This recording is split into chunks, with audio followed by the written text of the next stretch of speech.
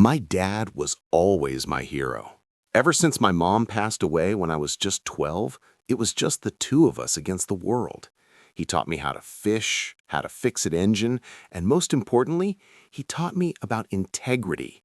He built a logistics company from the ground up, not with predatory tactics, but with hard work and firm handshakes. To him, his word was his most valuable asset. That's why, when Clara came into our lives, the ground seemed to shift beneath my feet. I was 25 at the time, already living on my own, but I visited my dad every week. Clara was the new CFO at his company. She was 10 years younger than him, with a bright smile and eyes that seemed to calculate everything around her.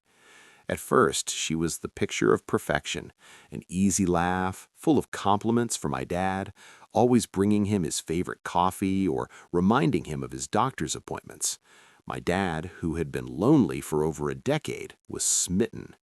I wanted to be happy for him, I swear I did, but there was something in her gaze that put me on high alert. It was a subtle coldness, an impatience that would flash for a fraction of a second when she thought no one was looking. One time, I found him reviewing his will, something he hadn't touched in years. "Clara thinks it's important to keep everything up to date," he said, almost apologetically.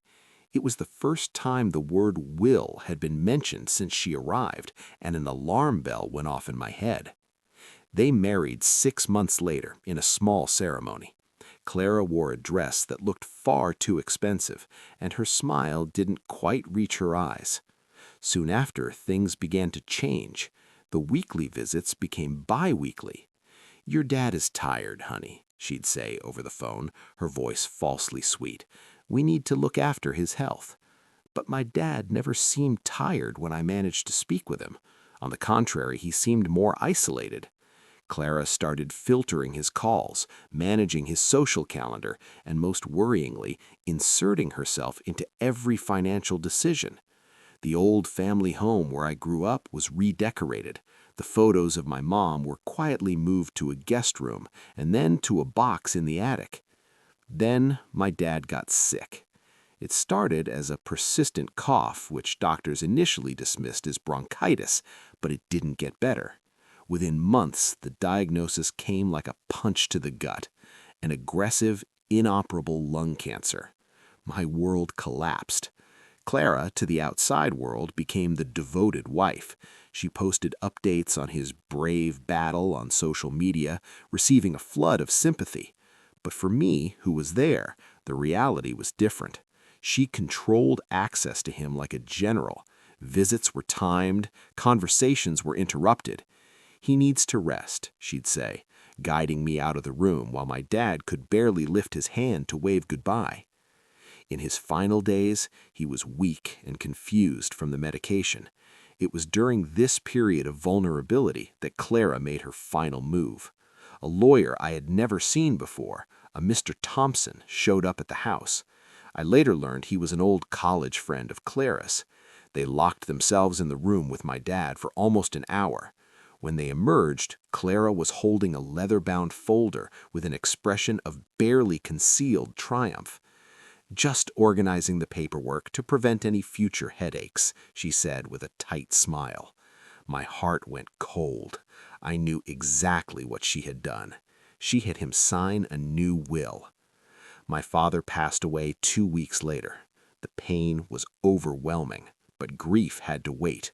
The day after the funeral, while I was still trying to process the loss, I received a call from Clara's lawyer, Mr. Thompson. The reading of the will would be on Friday. The speed at which she moved was nauseating. I arrived at the elegant office, all mahogany and leather. Clara was already there, dressed in head-to-toe black, dabbing a fake tear with a designer handkerchief. Her 2 children from a previous marriage, who barely knew my dad, stood beside her, looking like vultures waiting for the carcass. Mr. Thompson cleared his throat and began to read. It was a short, brutal document. The company, the stocks, the investments, the family home, everything, without exception, went to my beloved wife, Clara. The reading continued, detailing every asset with surgical precision. Clara let out a theatrical sob. Her sons placed their hands on her shoulders in a gesture of false comfort. I just stood there, feeling the blood boil. Finally, the lawyer got to my part. And to my son, Robert, whom I wish all the best in his future endeavors, I bequeath my old fishing rod and my tackle box in the hope that he remembers the good times we shared. A silence hung in the air. The humiliation was palpable. A fishing rod. After a lifetime of love and dedication, all I had left of my father was a fishing rod. Clara gave me a look of syrupy pity. "I'm so sorry, dear," she said. "Your father made his decisions. He wanted to make sure I was secure." Secure? She was securing a life of luxury on the empire my father had built. I stood up, numb with anger and pain, took the folder the lawyer handed me containing the transfer documents for the rod, and walked out without a word. The sound of her son's stifled laughter followed me down the hall. That night, I couldn't sleep. I went to my garage and stared at the old fishing rod. It was a classic GL Loomis, our prized possession. We'd spent countless weekends at the lake with it. The memories came flooding back, and with them, a wave of sadness. But then something caught my eye. My dad was meticulous with his gear. He cleaned and stored it in a specific way. The handle of the rod, usually smooth, seemed to have a small irregularity near the base. I ran my finger over it and felt a thin, almost invisible seam. Using the tip of a pocket knife, I pried at the edge. To my surprise, the butt cap of the handle popped off. It wasn't part of the manufacturing. It was a modification. My heart started pounding. Inside the hollow handle were two things: a tiny rolled-up piece of paper and a small brass safe deposit box key. With trembling hands, I unrolled the paper. It was my dad's handwriting, a little shaky but unmistakable. The note was short. "Robert, if you're reading this, it's because the worst has happened and I didn't have the strength to fight her.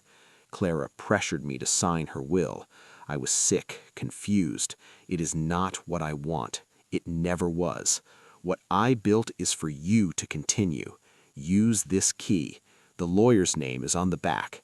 He holds my real will. Trust Mr. Davidson. He was your mother's lawyer. I love you, son. Make me proud."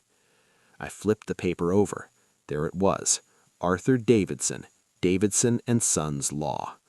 A wave of relief and fury washed over me. My dad knew. He anticipated Clara's treachery and prepared one last move, a checkmate from the beyond the grave. He had left me a puzzle, trusting that my love and knowledge of him would lead me to the truth. The fishing rod wasn't an insult. It was the key to justice. The next morning, I was at Mr. Davidson's door. It was an old-fashioned office, lacking the corporate gleam of Clara's lawyer, but filled with an aura of dignity.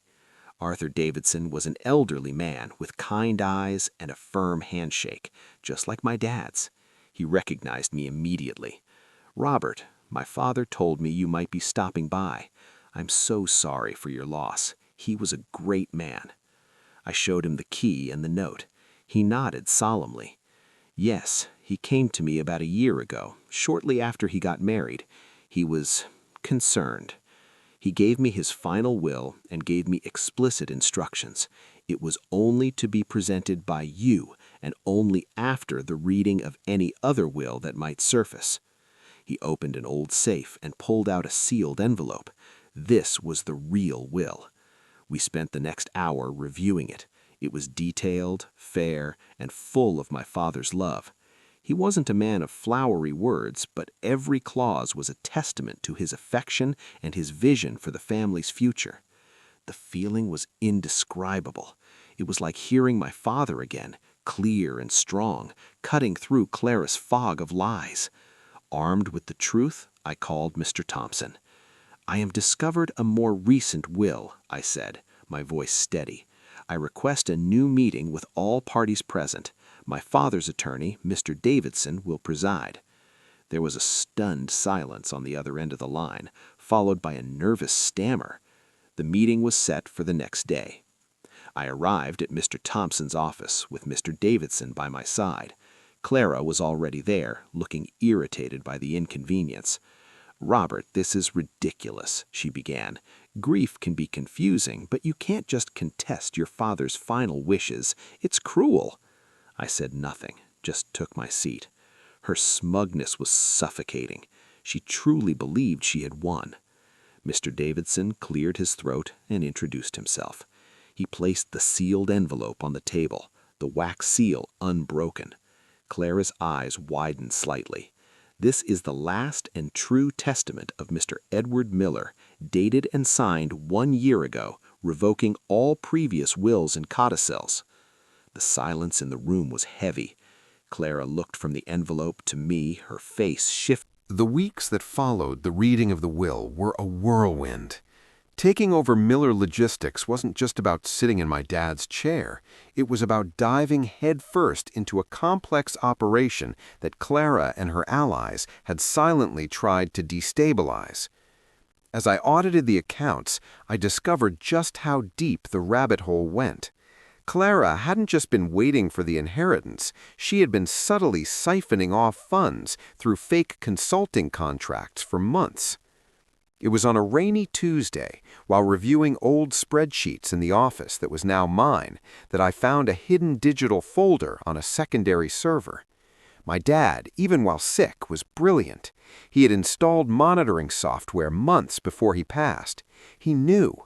He had watched her every move, archiving evidence, building not just a will, but a criminal dossier. I felt a mix of pride and sadness. He had suffered in silence to give me the perfect ammunition. I decided that $1 wasn't punishment enough. With the evidence in hand, I scheduled a meeting with the district attorney.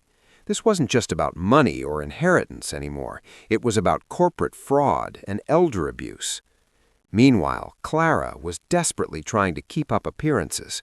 She spread rumors around town that I had forged the will, that I had manipulated a dying man. Some friends from high society, the kind who only showed up for parties, believed her.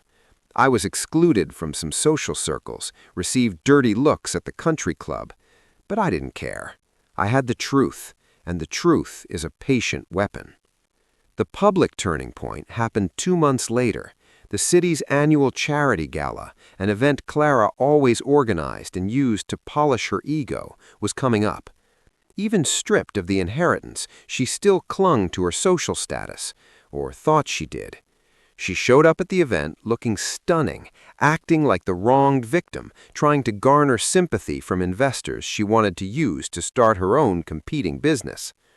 I decided to attend, not to cause a scene, but to close the chapter. When I entered the ballroom, silence fell. I walked to the stage where the organizer was about to speak. I asked for the mic. Clara, from the back of the room, smiled, expecting me to humiliate myself or attempt a public reconciliation.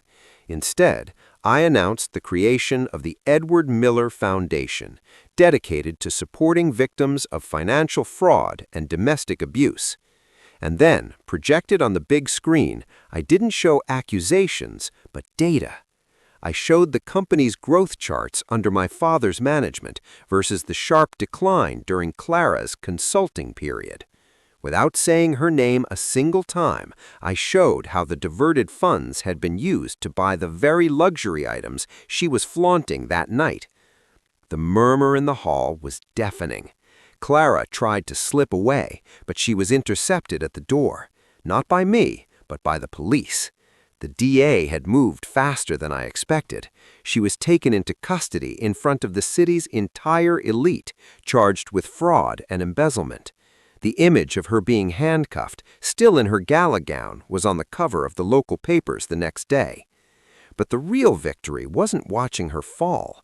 It was what happened after. I walked into my dad's office the next morning and felt, for the first time, that the air was clean. The toxicity was gone. The old employees, the ones Clara had threatened to fire, came one by one to shake my hand. "Your father would be proud, Robert," said Mrs. Higgins, the secretary who had been there since day one. I began to rebuild. I brought back the values my dad cherished. Integrity became the strongest currency at Miller Logistics once again. And as for Clara's children, they tried to reach out, spinning sad stories about how their mother had fooled them too. I listened, politely, and then gave them the same advice my dad would have given me. Hard work is hiring. If you want to build something, start from scratch, like he did, like I am doing. I never heard from them again. Years passed. I married an incredible woman, someone who loved fishing as much as I did. We had a son, whom I named Edward. When he turned 12, I took him to the garage. I took the old G. Loomis fishing rod down from its place of honor. "Dad, that rod is old," he said, wrinkling his nose at the worn cork. I smiled, running my hand over the handle where the key had been hidden for so long. "It's not just a rod, son. It's a compass. It taught me the right direction when I was lost in the storm." That weekend, on the same lake where my dad taught me, I taught my son to cast the line. As the sun set, painting the water gold, I felt a deep peace. Revenge hadn't consumed me, it had set me free. I had protected the legacy, not with hate, but with justice. And as I watched my son laugh while catching his first fish, I knew that my father's true will wasn't in a safe or a bank account. It was right there in that boat, passing from generation to generation, the certainty that the truth, no matter how long it takes, always rises to the surface.